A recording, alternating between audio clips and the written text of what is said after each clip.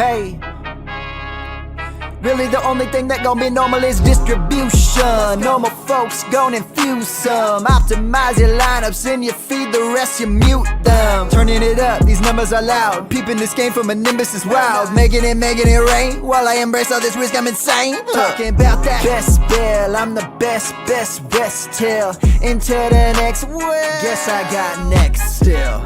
Best bell, I'm the best till into the next well. Guess I got next still.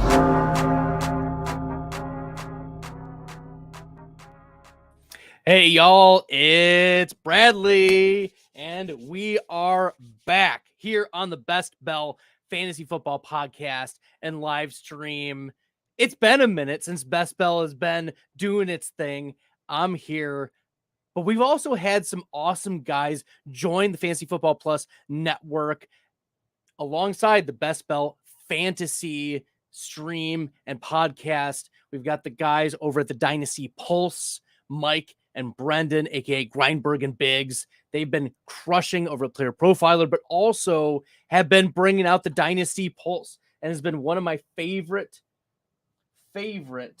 shows. If you guys haven't checked them out, make sure you are, because it is great. So make sure you guys are checking out every Thursday. Grindberg and Biggs get out their Dynasty hats and talk some Dynasty. And then we also have Vibes-Based Drafting by Jake Fabian that's happening periodically, doing some live drafts on Underdog. And he's also done an analysis of Daniel Jeremiah's mock drafts. And so his deal is that he's going to do vibes-based drafting. He's going to talk about the vibes that he's getting from the drafts. But the irony is Jake Fabian is one of the most analytical people in the space, and he is a great listen. There are a couple episodes of vibes-based drafting already that you guys should check out here on the channel. And third, the newest addition to the Fantasy Football Plus network is Best Ball Night School, hosted by Jeremiah and Ed, and they crushed episode 1 last week. If you haven't checked it out, check out Best Ball Night School. All of these are on podcasts as well, so make sure you're downloading the podcast. You can look for Vibes-Based Drafting, Night School, Dynasty Pulse, all of them phenomenal watches. And now Best Bell Fantasy, of course, doing its thing. I've got a special treat for y'all tonight. We're going to do a slim draft on FFPC. There are 2 spots remaining in this $5 slim draft. It is just 20 rounds, but we're going to draft. We're going to get it tonight. It's going to fill 2 spots on the FFPC. It's a sit and go. Lots of fun. I'm excited. So if you guys have not jumped into the FFPC streets, it's $5. I mean, DraftKings doesn't even have their stuff up yet. You know, Underdog has one $10 tournament. Drafters, this is the cheapest one that's out there right now. And you get to just get your FFPC feet wet just a little bit. It's not requiring the 125. I'm saving the 125s for when we get a little bit more information, or it's closer to, I want to do 1 or 2 right before the NFL draft, because we'll get information before then. But this is where I want to, mock draft essentially and get my feet wet before we start spending the big bucks. And as Adam Krautwurst likes to say, put some skin in the game. It is good to get some of these mock drafts or these drafts in. So if you haven't checked it out, sit and go number 74268 is what we're going to be jumping into here in just a few moments. If you've never drafted on the FFPC, consider doing so. It's really fun. It's really easy. They have an app, but you also can do it on the desktop. And there's a couple quirks. One is, of course, that it's tight end premium. And that's going to throw some value into the streets of the tight ends. Certainly valuing these earlier tight ends. And so you're going to see tight ends pumped up in the FFPC streets compared to Underdog, compared to Drafters, compared to the DraftKings, wherever you are drafting your best ball leagues. The tight end premium is a feature of the FFPC. All right, we have one spot left in this draft, and then we're gonna draft live. It's gonna be fun. We're gonna have a good time. Appreciate y'all jumping in. If you like the content and find this helpful so far, we're gonna talk some players. We're gonna talk some takes. We're gonna talk whatever you guys want to. If you wanted to hop in the chat on YouTube, feel free to do that. I'm excited to do that with you. So we've got one spot remaining in the FFPC streets. So jump on in. The water's fine. There's nothing wrong. Come on in. All right. So as we're waiting, one of the questions, of course, is who is going to be drafted in the first rounds? And there's a pretty tight consensus of the top 7, right? We've got Christian McCaffrey, who's going pretty consensus at 101 right now. We also have Justin Jefferson up there. We have Jamar Chase. CD Lamb is often going at the 102 in these drafts. And not the tight ends aren't really going the first round. Like Laporta in the FFPC streets is maybe going into the first round, but that's not where I'm going to take him. If that's the location of my draft pick, I'm not going to select him, at 108. He didn't separate himself from the field, and the pathway for him to have a Travis Kelce-like season is to have a Patrick Mahomes, right? And no Tyreek Hill. There are 2 other Lions that are in the first round, pretty much consensus, right? Amon-Ra is up there, and Jahmyr Gibbs is also up there. So I'm not looking to invest too heavily in Sam Laporta, especially in the first round. Like you're expecting, if you're going to draft a player in the first round, you need a pathway for them to hit the nuts. You need a pathway for them to get into the 10 plus best ball value rating or above, because if they don't, then they're not going to pay off or have an opportunity at all to pay off your draft capital in your investing in by selecting them at the 106 or 108 or wherever. And that's one of the reasons why I'm not in on Garrett Wilson. I have very, very little Garrett Wilson in the early best ball streets. I have none of him in FFPC. I have a little bit of him in the underdog streets just to spice things up a little bit, just to have a hair of exposure. But I do not want to be overexposed to Garrett Wilson because his pathway to success is very, very, it's a tightrope. You need everything to go right for Garrett Wilson in 2024 for him to be set. Okay, so let me refresh. It looks like we have the draft board, which is cool. And the draft is going to begin in 2 minutes. Let me refresh it so we can get it here. Yeah. Cool. We're going to enter the draft room. And I have the 4th pick. I have the 4th pick in this draft. That's cool. We'll go to the draft room. So some of the players that I'm considering, I don't care if y'all snipe me. I'm just going to talk openly because these are my player takes. And if you're sniping me February 28th, 2024, so be it. But I'm assuming that McCaffrey and Lamb are going off the board. That would leave Jefferson or Tyreek Hill. And many of these players, the Lamb, the Jefferson, the Hill, all of them are in pretty much the same tier, I think.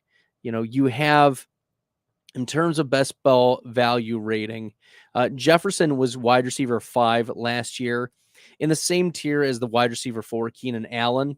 But you have to remember Jefferson dealt with injuries for part of the season. He missed half the season, essentially the middle of it. But we've seen Justin Jefferson pay off at the 104 if he were that type of value. That was from 2022.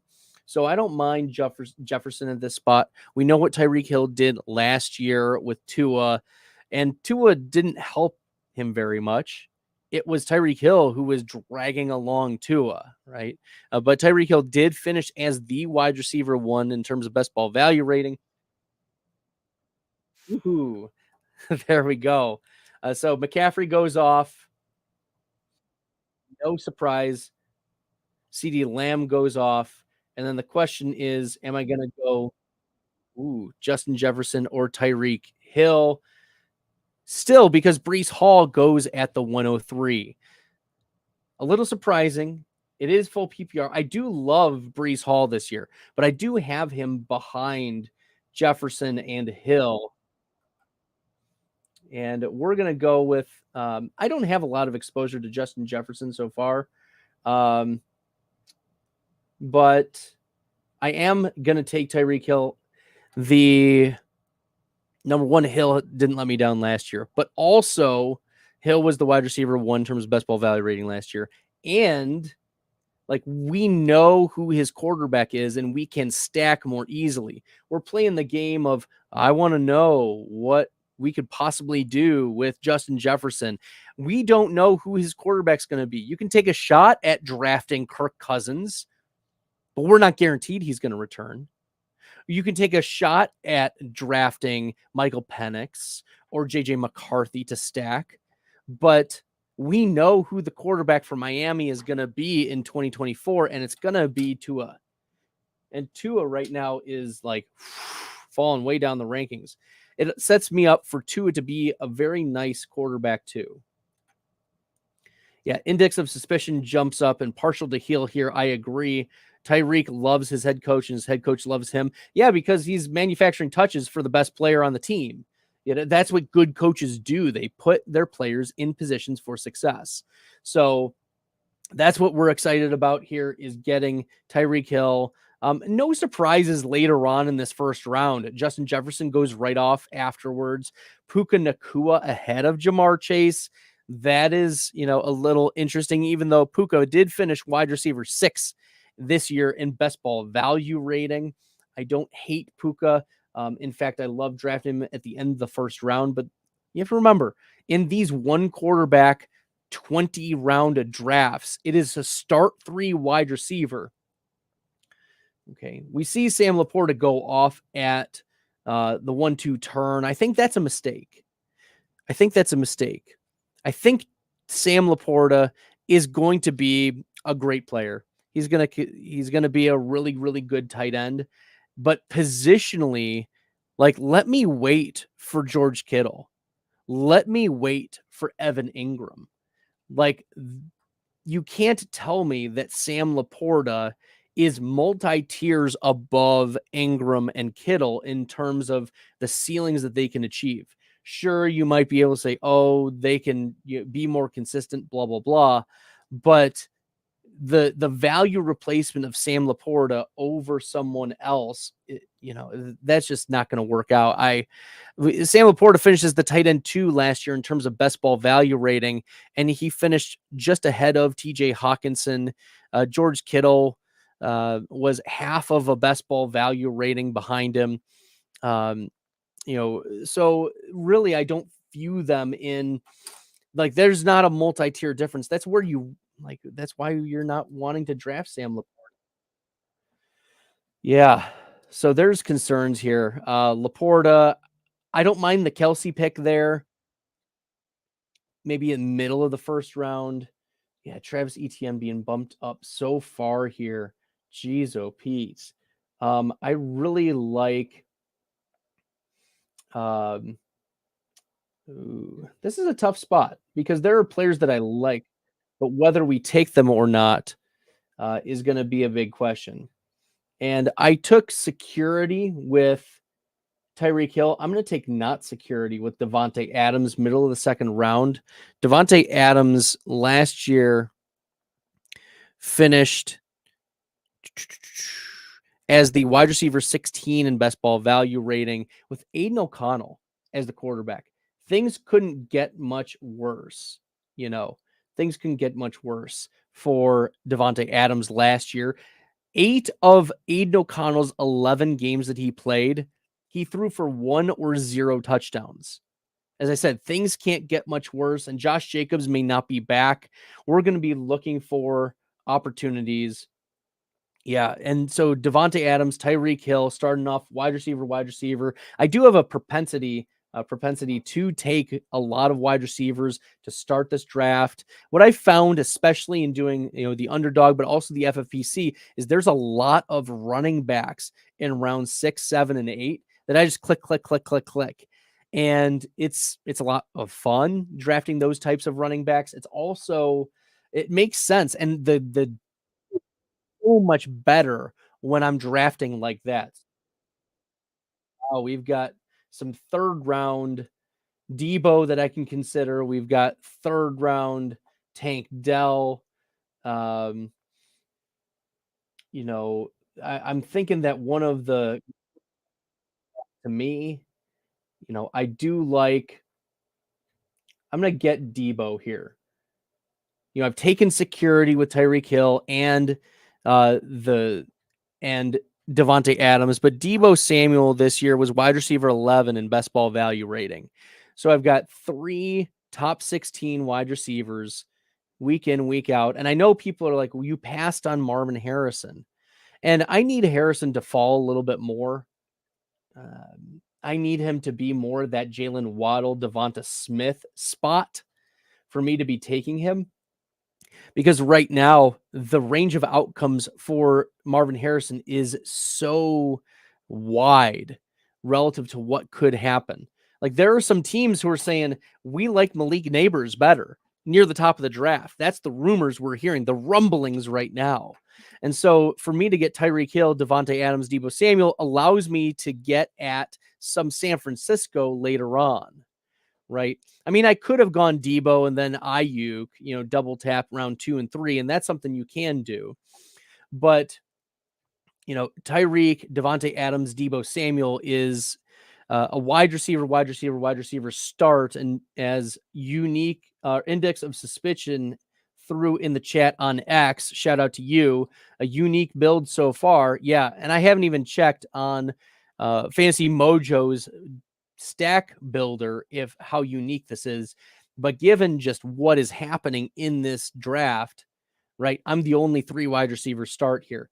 Now I'm going to be looking for a tight end or a quarterback to finish out this round 4 and round 5, and we'll just see what comes back to me. I'm kind of sad that Mark Andrews didn't make it back to me. He's one that I like clicking in the 3rd round, and that stack of Lamar Jackson and Mark Andrews looks pretty good, but I'm not afraid of taking Lamar naked. We can throw Zay Flowers later on, and I like Flowers as my wide receiver 4 in builds. I don't like him as my wide receiver 2. That's a problem because Zay Flowers, unfortunately, was, we have to keep scrolling, the wide receiver 34 in best ball value rating his rookie year, which is not too bad. But when you're drafting him like ahead of the George Pickens or ahead of the Jordan Addisons, like there's a steep price to pay for, a Zay Flowers who needs touches manufactured for him to be fantasy relevant. Like he was had a couple 30-yard rushes, which is great, but you need like you cannot depend on those 30-yard rushes every single game. And he's a smaller build guy. So I like him as a player in the NFL. I just think that there is a limited ceiling for a player like Zay Flowers. I mean, Jaden Reed had a higher best ball value rating last year than Zay Flowers, and Reed was a part-time player for part of the season. And I mean, so was Zay, but I mean, we saw a couple big Zay games while Mark Andrews was out. Andrews is still clearly the number 1 receiving option in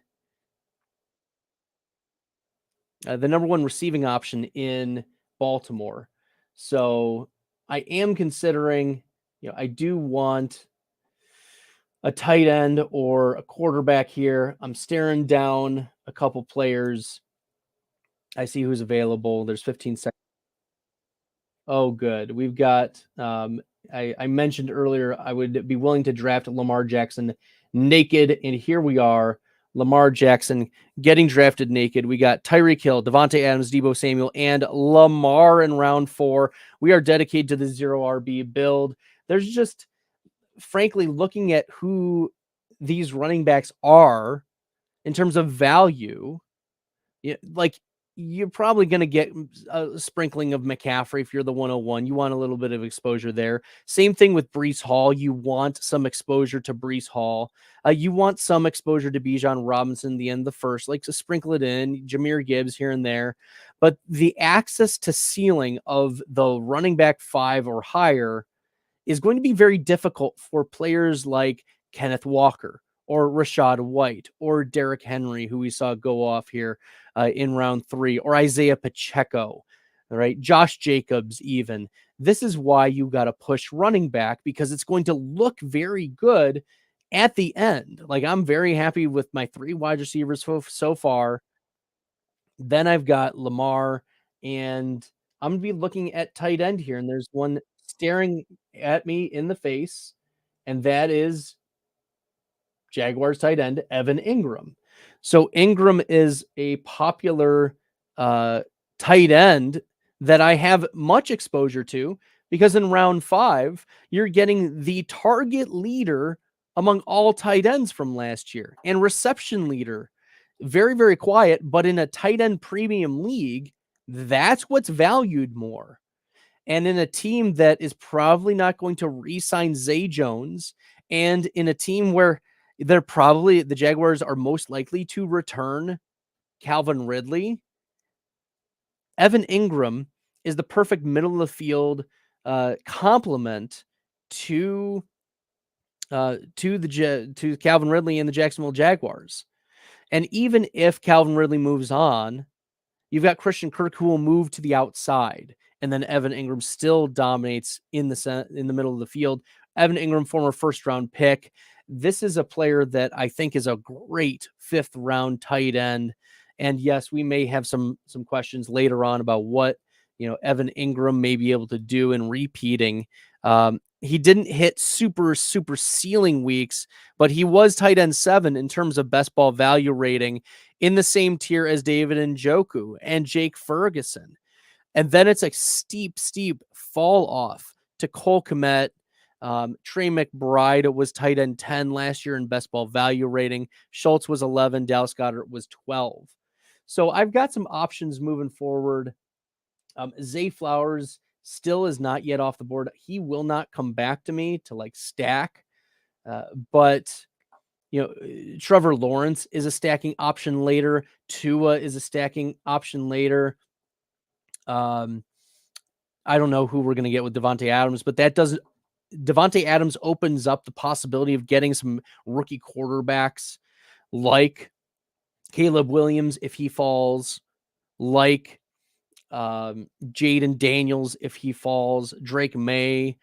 That's what, like, a Devontae Adams type of player, we can take a shot on that type of rookie quarterback. All right, cool. Big Marty jumps in and says, Team 6 getting their guys. Yeah, that's Justin Jefferson, Saquon, Marvin Harrison, Mike Evans, DK Metcalf. We've got 4 wide receivers and a running back. So this now sets me up for some running back smashes coming back around. And, there are not a lot of running backs who have gone off the board at this point. But we've seen James Conner go off at running back 17. But now I'm just going to hammer some running backs. That's how I'm looking at this. Is there are a lot of wonderful PPR type running backs. Aaron Jones goes off. There's been a lot of yellow, but now we can hit on some green. And there's a few running backs in my experience who will be available to me at round 6 and round 7 in particular. And then we'll just continue to sprinkle in.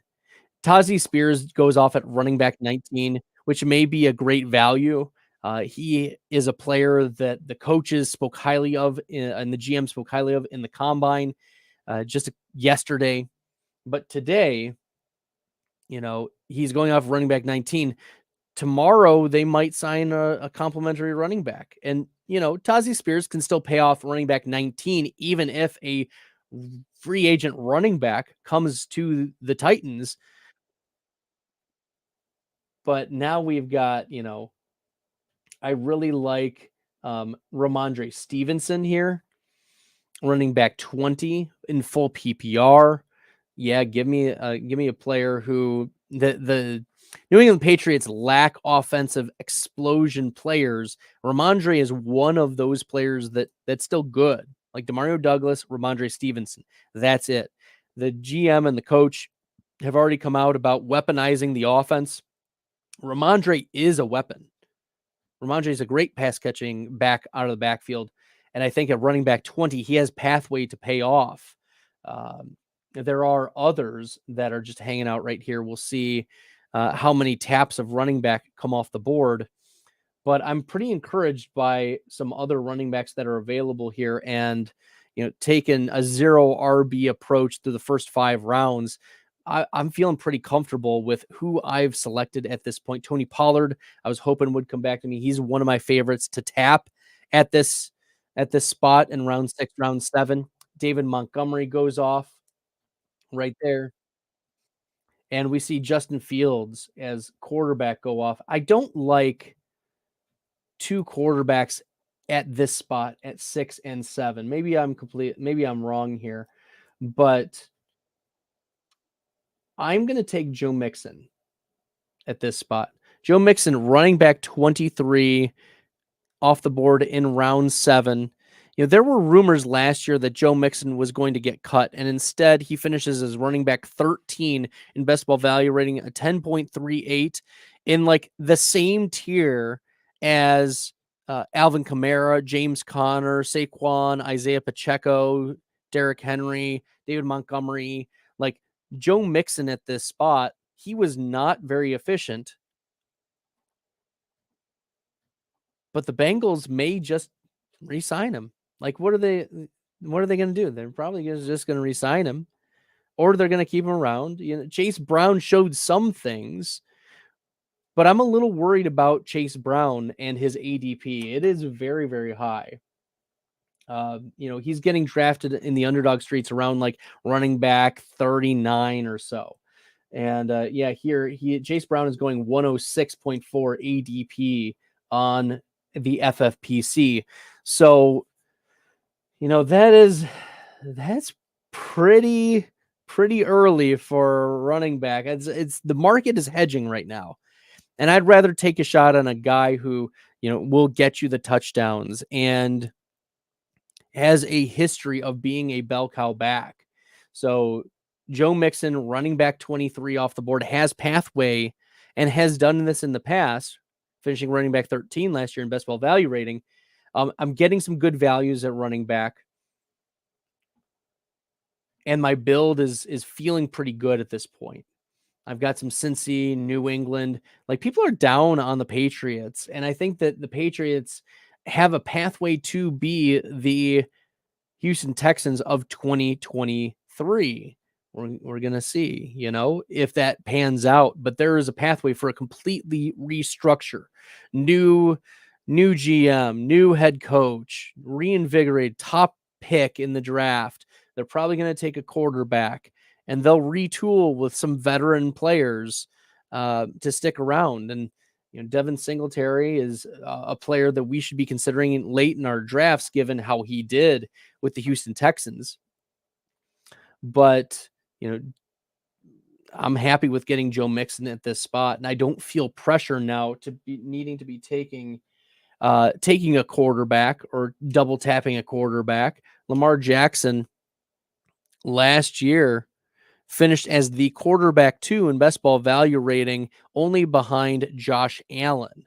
So I got, one of the best quarterbacks.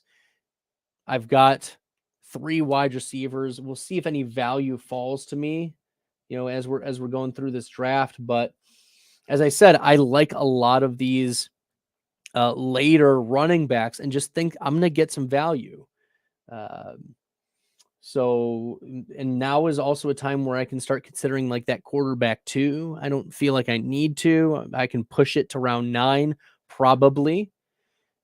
We'll probably get one running back and a quarterback in these spots. So we'll see. 'Cause Brock Purdy goes off. There's no stack there. You're taking two quarterbacks. We are starting three wide receivers in this team. So I am a little perplexed by some of the selections. But who I'm looking at, for instance, at the running back position, Javonte Williams, who did not do too well last year. DeAndre Swift, Raheem Mostert. I think I'm going to go with DeAndre Swift. Swift last year finished as where are we at? The running back 27 in best ball value rating, a 6.5.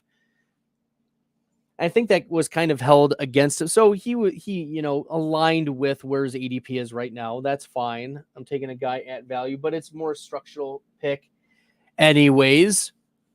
So Deontay Johnson goes right on off. I don't understand the Nick Chubb selection there, like his ADP. Nick Chubb had a disastrous knee injury. And while we are saying, oh, Nick Chubb is, working his way through the progress, and that's what we're hearing, we aren't like the expectation is Chubb is going to miss the first third of the season at least. Number one. Number two is he is a massive cut candidate.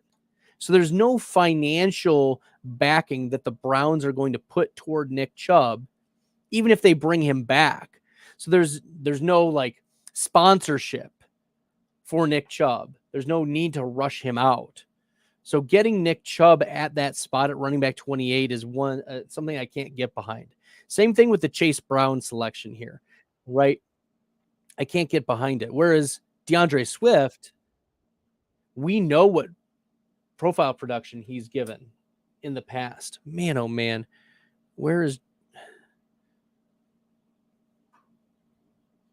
Javonte Williams, not someone that I'm willing to take a shot on, but some of these players get pushed, and I want to push some of the quarterbacks. I'm going to take Raheem Mostert, running back, and that's going to fit with Tyreek Hill. So I've taken 4 straight running backs. And Raheem Mostert last year, look, nothing has changed. Mostert, running back 3 in best ball value rating last year, running back 31 in the 9th round. Yeah, he can go to dust, and he's 31, 32 years old. But he also showed the immense upside. At this point, you just need a couple games out of Mostert in this build for it to work out. So I've really hammered wide receiver at the beginning. I have my staple quarterback. I've got my tight end 1, and now I've hammered running back so far. And I've tried to push. We're going to push some quarterback. I know that a few of the teams between me and coming back to me do need quarterbacks, but some of them don't. Like one team hasn't selected a quarterback yet, and they're pushing quarterback at this point. But looking at the others, there's a couple teams that have 2 quarterbacks, and it would be foolish of them to be drafting a third. So this is where you can try to like push it a little bit. Yeah, that team takes Tua.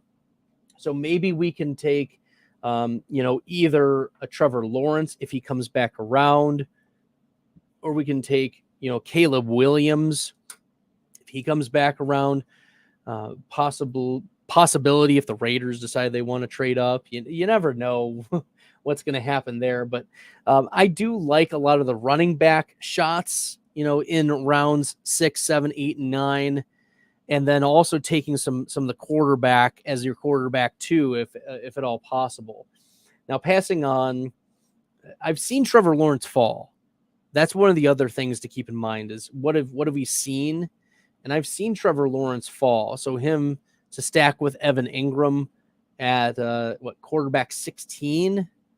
I mean, Lawrence had a really bad season last year, but he still finished quarterback 18 in best ball value rating. So, it's probably not going to get much worse. Heck, Tua finished quarterback 23, Mahomes finished quarterback 20, Lawrence finished quarterback 18, and pretty much the same tier as Deshaun Watson, Joe Burrow, Baker Mayfield as of last year. Saying Lawrence finished ahead of Jared Goff last year. Wow, 3 quarterbacks off the board. Someone is paying the rake. Okay, well, at some point, someone's gotta pay the rake, and maybe we'll take some later stacks. It's okay if we're leaning into some Evan Ingram here as our tight end, but there are other tight ends that I like, in this range right now, and we'll consider taking one at this spot. There's one in particular that I like a lot. So we'll see if he makes it back around. Anyways, if you like the content and you found this helpful so far, you're watching on the YouTube, smash the subscribe button. This is Fantasy Football Plus Network, Best Ball Fantasy podcast on the network. So check it out. We're having a good time drafting on the FFPC. This is a slim 20-round, 1 quarterback, 3 wide receiver, tight end premium draft. And we'll look at a couple players here. We're considering Caleb Williams. We're considering Kirk Cousins. And Michael Mayer goes off the board. Man, oh man, I love me some Michael Mayer at this spot in the draft. But also, Caleb Williams is a player that I'm interested in taking. Not a lot of other tight ends at this spot. Yeah, let's go with some Caleb Williams as your quarterback 18. And that seems to be about his ADP, is around quarterback 18. And I like it. I think that that's going to be a spot where Caleb Williams can pay off that ADP, whether it is quarterback 15, 12. And I only need him to step in a few games, for Lamar during his bye week, or maybe Lamar does have a lower game, or if Lamar gets injured. But I like Caleb Williams at that spot, kind of a floor play. There's a few other players in this range that I'm considering as well. Wow, we finally get a quarterback for the 102. We get Kirk Cousins off the board. Kendre Miller, one of my favorites. He's a player who I think is going to be, a little expensive, more expensive than last year, but Kyren Williams 2.0, an early declare, athletic running back, all things that are better than Kyren Williams, but could have an opportunity with some veterans moved out of the way, like if Alvin Kamara moves out, or if Jamal Williams moves out of the way. So there are some other players at this spot where we see Jaden Daniels go off the board. I like that selection, quarterback 20 for Daniels. He's a player I've been tapping a lot as my quarterback 2, quarterback 3, depending upon how things shake out value-wise. But looking at who's available, I know I already have Devontae Adams, but Jacoby Myers was a player that absolutely crushed last year in terms of not only best ball value rating, where he finished as the wide receiver 25, ahead of Cooper Kupp, ahead of Chris Olave, ahead of T. Higgins, Jalen Waddle, Rashee Rice, Jaden Reed, Zay Flowers, but also the value that you're getting. Wide receiver 49, Jacoby Myers does not need to do a lot to pay off that ADP, given his previous production profile. Like the previous years, he's been fitting at about wide receiver 36, wide receiver 30, and this year wide receiver 24 and 25 in best ball value rating. So if he were to be somewhere on the board, he would be like a round 5 selection, which is wild to think, like 5th, 6th round. But because of worry from the market, oh, who's this quarterback going to be? Oh, is Devontae Adams going to move or not? I mean, the reports are Devontae Adams is not going to move. Tom Telesco came out today and said, quote, he's a Raider. I mean, it's fact. He is a Raider, but it doesn't preclude anything from happening otherwise. So, I did want a wide receiver at that spot. I was thinking about a Marquise Hollywood Brown and like a bounce back there. But Hollywood Brown is one of those players that he plays injured a lot. He's also a smaller wide receiver. He does get targets when he's out on the field, but he's not a player that you can trust season long to be paying off. Like he's, like I've already taken shots on like a Debo, who may be missing games. I don't want to take like Mike Williams to pair with it. Like the rest of the wide receivers that I take later are players who are not going to be injury risks to be zeros. Like if they're going to be out there, at least I want, shots at them playing. Players with injury history like Mike Williams, Hollywood Brown are players that I'm hesitant to click. I make one exception, and that is Christian Watson, because I think he's uber undervalued at wide receiver 43 in this draft, for instance. But looking at how things are shaking out, Ty Chandler goes off. That was a player I was considering at this spot. We could look at going with another tight end coming up here soon. We are getting a little tight on the tight ends, but maybe I can backdoor stack a little bit with a third quarterback and then call it quits with quarterbacks. At this point, we want to be taking sure things. Like, yes, maybe you fit with like the perfect draft. Maybe all of the predictions that you make align, but taking some sure things like, we know Aaron Rodgers. We know Aaron Rodgers is going to be playing for the Jets in 2024. So to get him at quarterback 22, it's going to be hard for Aaron Rodgers to not pay off quarterback 22. Okay. So I've got 3 quarterbacks, and that's going to be my limit. I'm not going to draft any more. I'm not going to get into like the Derek Carrs or Drake Mays of the world, like based on this. I already have 4 running backs. And then now I can tap some value at tight end or at wide receiver. So we'll scroll down the board a little bit so that we can see.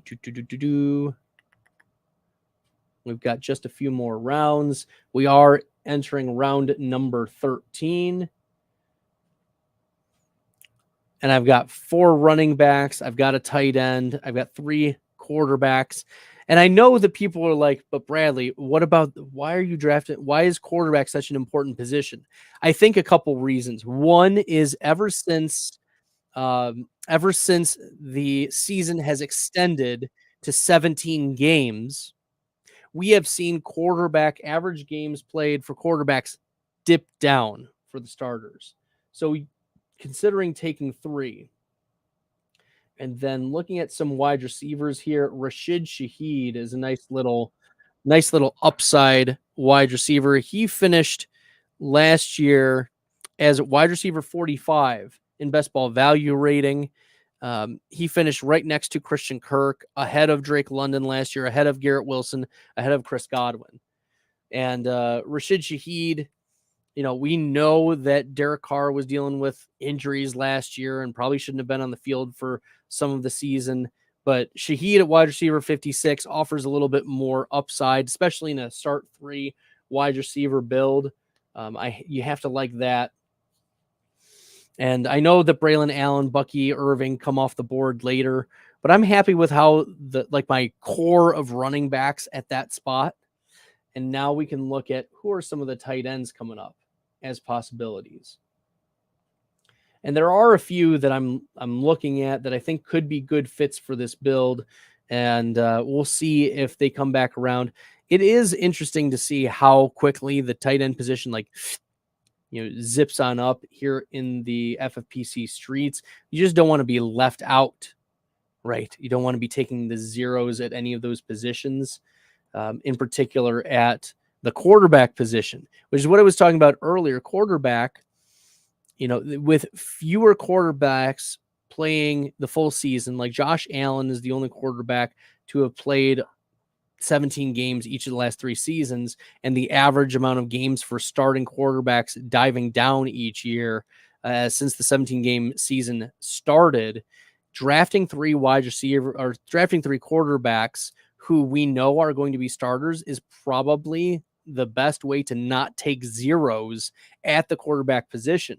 And taking a zero at the quarterback position is a death sentence. You cannot afford to take a zero. You can afford to take a relative zero. You cannot afford to take zeros at quarterback. You can afford to take, and survive a week with a bad tight end showing. You can survive with a bad flex showing. You cannot survive with a zero coming from a position that you need 20 points plus to pay off. And that's the quarterback slot. Because not only do you have to, crush at the other positions to make up for it, the 20 points to make up and keep yourself competitive is just too hard to make up. So getting 3 quarterbacks is going to be really key. And maybe, I went a little early with Aaron Rodgers, but quarterback 22, I still think is one of the values. I do like Bryce Young, who goes off here at quarterback 29. Russell Wilson is a good consideration at 27. I do think Russ ends up on another team who needs a quarterback. Mayfield is most likely to re-sign with the Tampa Bay Buccaneers. So we did see Tucker Kraft go off at tight end at 24. Yeah, and that's compared to Luke Musgrave, who went off at tight end 14 in round 9 compared to round 13. So a 4-round differential between Luke Musgrave and Tucker Kraft. The Packers are rumored to be playing a lot of 2 tight end sets, which is one of the reasons why I've not been in on Jayden Reed as much as people love Jayden Reed, wide receiver 34 last year in best ball value rating. Not a player that I am looking to be drafting a lot of in 2024. I think it's a Christian Watson bounce back. So I'm going to stack tight end with Tyler Conklin here at tight end 25. Love me some T Conk. I have to stay on brand. Everyone knows that Bradley loves his Tyler Conklin. If you don't, you should listen to all of the other videos and things that I do. But Tyler Conklin is a player, tight end 25. Boom. Very hard for him to not pay off. Tight end 25 is going to contribute here and there.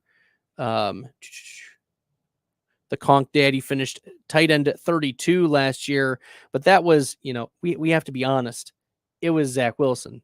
And if we're moving up, if we are elevating, Garrett Wilson, we have to elevate Tyler Conklin. So I'm not too worried about Tyler Conklin and that spot here. There is another player that I'm looking to take, and we'll double tap tight end. Jatavion Sanders is a borderline first round pick at tight end. I love taking Sanders as just discount Brock Bowers. I mean, Brock Bowers. Wow, we have to scroll up. Holy buckets. If we want to find where Brock Bowers goes, right? The tight end 5 in round 4. Holy guacamole. The next tight end off the board is Jatavion Sanders. Yeah, give me some Sanders with that kind of differential of rookie tight ends. So give me lots of that.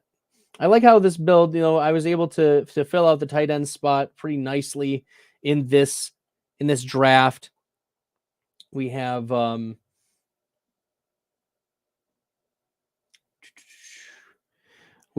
very early start 3 wide receivers with Tyreek Hill, Devontae Adams, Deebo Samuel. Then I smacked Lamar Jackson, Evan Ingram. I went 0 RB in this build. Ramondre Stevenson, Joe Mixon, DeAndre Swift, Raheem Mostert. My core of running backs from round 6 to 9.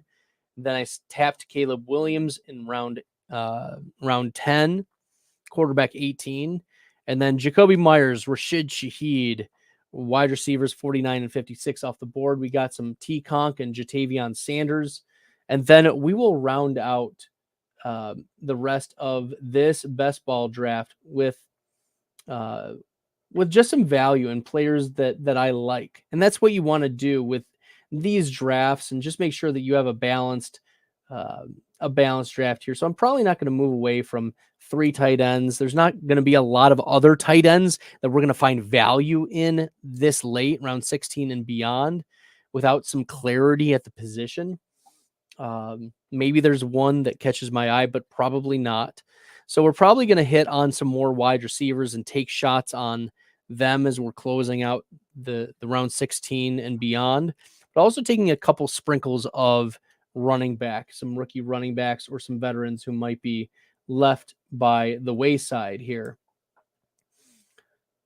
Okay, cool. And if you like the content, you found this helpful, jump onto the Fantasy Football Plus Network's YouTube channel and smash the subscribe button. It's a great way to support all the things happening here at Fantasy Football Plus. So we've got some awesome things happening. Check it out. We are here. We are back at it. Yeah, it's great doing some best bell. I'm going to get some guests as we go on through the off season. I also been doing a lot of work on Player Profiler. If you guys haven't checked out my work over at playerprofiler.com, every Thursday, I host Player Profiler Today at 7 p.m. Eastern. At 8 p.m. Eastern, I host Stack Hunters on Player Profiler. And tomorrow is going to be Toyo, special guest on Stack Hunters, along with one of my friends, Dan Williamson. He and Toyo are going to join me for Stack Hunters. We're going to talk about him. He won $700,000 in the FFPC streets in the last 12 months. So, yeah, that's exciting. That's real exciting. All right, I am up next, and I'm probably going to be looking at a wide receiver, one of my favorite wide receivers at this spot in the draft, and that's Wan'Dale Robinson, possibly the wide receiver 1 and probably the best receiving option on the New York Giants. I know the Giants are slated to draft a wide receiver, which is fine, but there aren't a lot of veteran wide receivers on the market, and Wan'Dale Robinson came on strong last year, and he will be even stronger coming back from that ACL tear he suffered. So I like the Wan'Dale Robinson pick here at wide receiver 69. That's real nice. And Wan'Dale is a player that I thought was going to be a real nice click during his rookie year. And then last year, I was not drafting him a lot. And in fact, Toyo, who's going to be on the podcast Stack Hunters with me tomorrow on the Player Profiler Network, had Wan'Dale Robinson on his team. So, okay, we're looking, and we got some Malachi Corley. That is a possibility. We just saw JJ McCarthy go off the board. I like Will Shipley as a pass-catching possibility. Running back 64 off the board. I think Shipley will be an early day 3 selection. And, teams are going to like what they see from his cones, his drills, his ability to catch the ball out of the backfield, a Clemson Tiger, and a player that, I was really in on during Devy and kind of, simmered down a little bit. But, in round 17, trying to fill out, take a couple shots on running back. I like Shipley at this spot. There are a few other running backs that I'm willing to take shots on.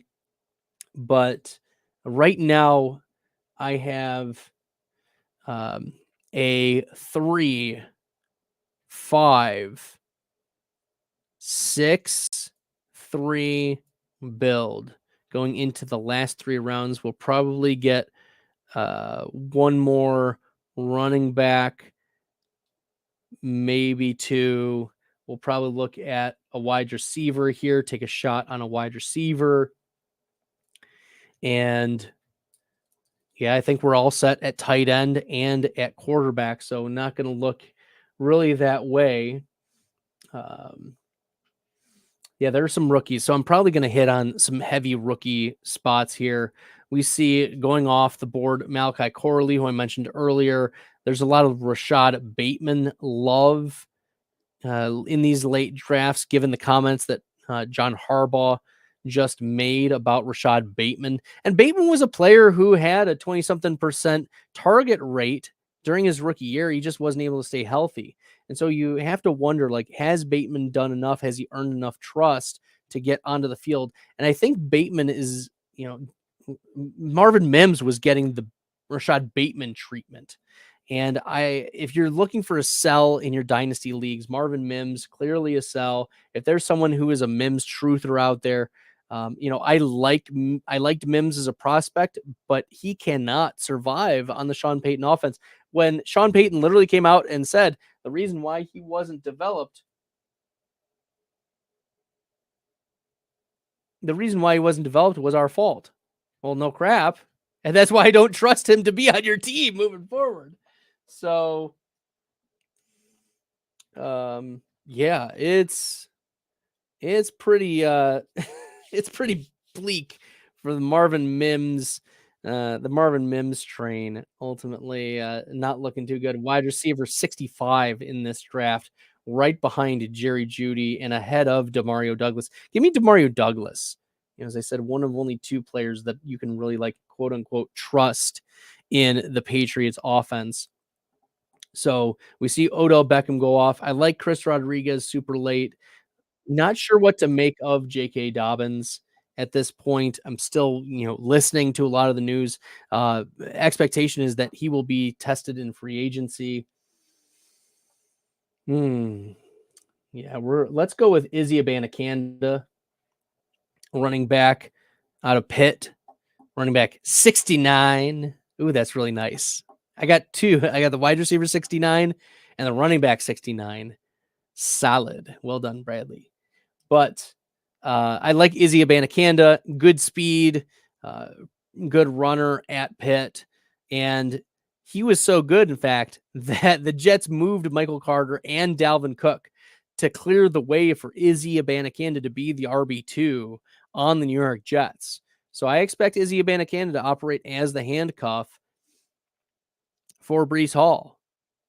So that late, yeah, give me some Izzy Abanikanda, and especially if we're pulling Breece Hall off the field for certain situations. Give me some Izzy. Give me some Izzy. All right, we're also going to look at maybe hitting up one more wide receiver. Let's look at some wide receivers who are available. Yeah, Ricky Pearsall is one that's on my radar. Devontae Walker is also on my radar. Brendan Rice is on my radar.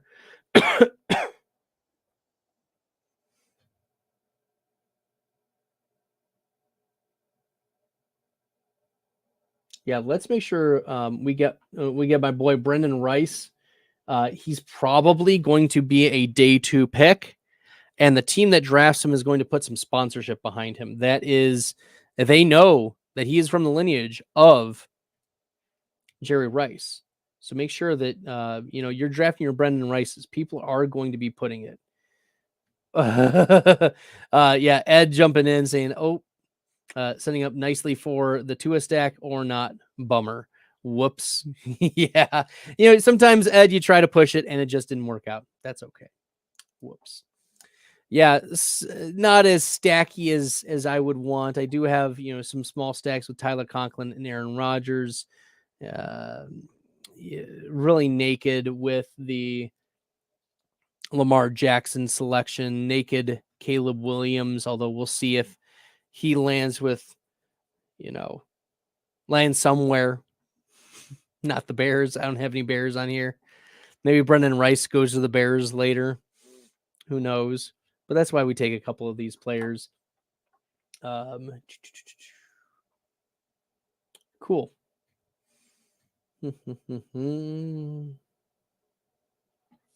Jermaine Burton is still out there. Yeah, Devontae Walker, Luke McCaffrey, Ricky Pearsall all going off at this point. Let me scan the draft board and see if there's a couple other players that maybe are buried.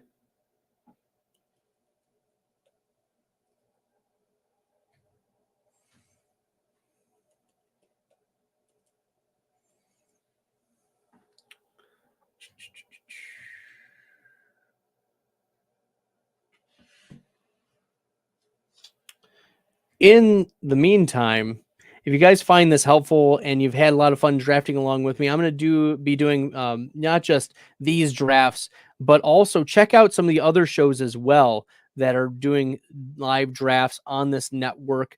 That is Best Ball Night School, of course, hosted by Ed, who jumped on earlier, and Jeremiah. You should also check out Vibes-Based Drafting by Jake Fabian. He's been crushing it. But also, we have the Dynasty Pulse, hosted by Brendan and Mike, who have been just absolutely great. Check out their work. They are also here on the Fantasy Football Plus network. So check that out. Wow. Where did some of these wide receivers go that I like? Can't even find now. This is wild stuff. Okay. I found him now. Never mind. All right. We'll go all clear that. Yeah, there are some late selections here. Last round. Check it out. We've got Brendan Rice here that we selected. Wandell Robinson earlier. Rashid Shaheed. Jacoby Myers. We're hoping for some later season spikes from those guys. But also, I liked the Debo pick in round 3. I felt like that had really solid upside. As we know, Debo Samuel, if he can stay healthy, man, look out. Debo finished wide receiver 11 last year in best ball value rating, in the same range as A.J. Brown and Jamar Chase. So, yeah, we're on the clock. And Jermaine Burton is still there overall. I don't hate that Donta Foreman pick right there. Yeah, Javon Baker is also very interesting.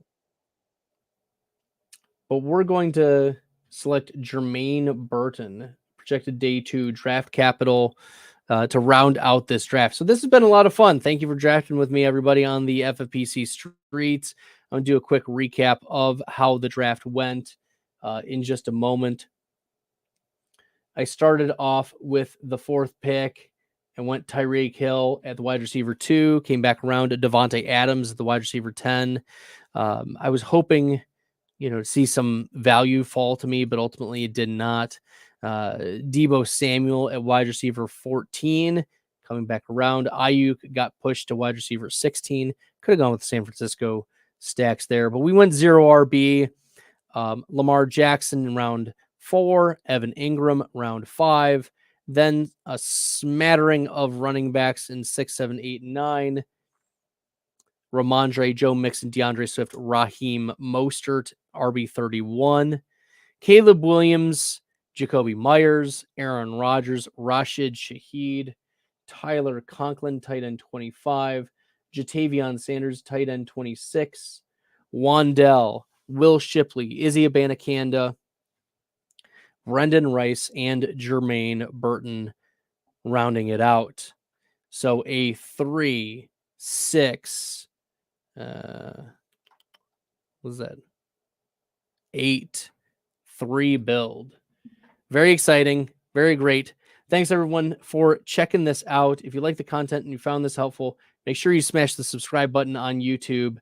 And until next time, everyone, good luck in the fantasy football streets.